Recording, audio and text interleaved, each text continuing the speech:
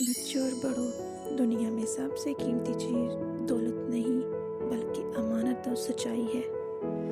آج کی کہانی ہے ایک ایسے لڑکے کی جس نے مات میں خیانت نہیں کی اور اللہ نے اسے وہ دیا جس کا وہ تصور بھی نہیں کر سکتا تھا۔ ایک گاؤں میں احمد نام کا لڑکا رہتا تھا۔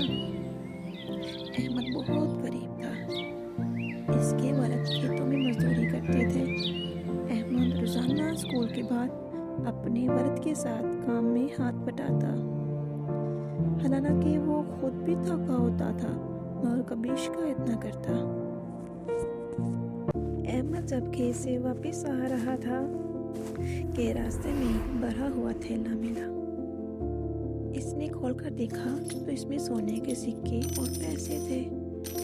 احمد کے دل میں خیال آیا، اگر میں یہ رکھ لوں تو میری ساری مشکلات ختم ہو جائیں گی، مگر فوراً سے اسے اپنے ابو کی بات یاد آئی۔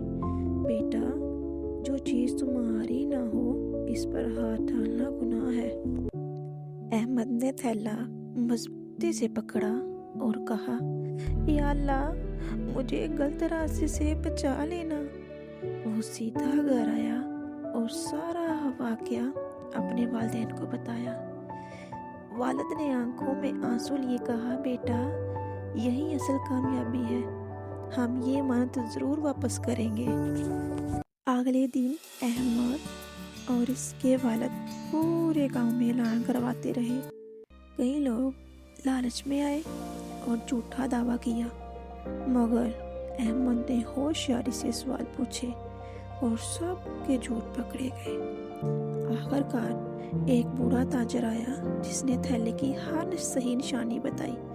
وہ رو پڑا اور بولا، بیٹا، یہ میری زندگی بھر کی کمائی تھی، اگر یہ نہ ملتی تو میں تباہ ہو جاتا۔ تاجر نے احمد کو انعام میں آدھا سونا دینا چاہا۔ احمد نے سر جھکا کر کہا، چاچا جان، میں نے یہ کام انعام کے لیے نہیں کیا بلکہ اللہ کو راضی کرنے کے لیے کیا۔ یہ سن کر تاجر حیران رہ گیا اور دل ہی دل میں فیصلہ کر لیا۔ چند دن بعد وہی تاجر احمد کے گھر آیا۔ اس نے احمد کے والد سے کہا، میں احمد کو اپنے کاروبار میں شریک بنانا چاہتا ہوں اور اس کی تعلیم کی مکمل ذمہ داری میں خود لوں گا۔ آج احمد نہ صرف پڑھ لکھ رہا ہے بلکہ گاؤں کے بچوں کے لیے مثال بن چکا ہے۔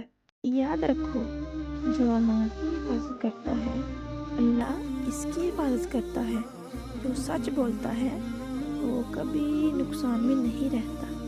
اللہ پر بھروسہ سب سے بڑی دولت ہے۔ ہمارے چینل کو لائک سبسکرائب کرنا مت بھولیں۔